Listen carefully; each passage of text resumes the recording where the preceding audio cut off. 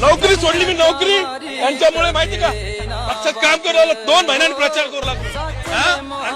नवीन माणसाला उमेदवारी दिली यांनी.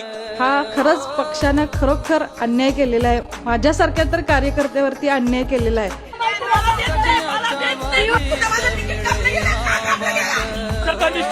सक्रिय सदस्य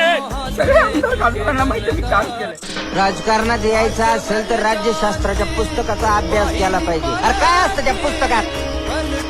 बोगस मतदान कसं करायचं याचा धडा असतो का? आमदार कसे फोडायचे हे शिकतात का?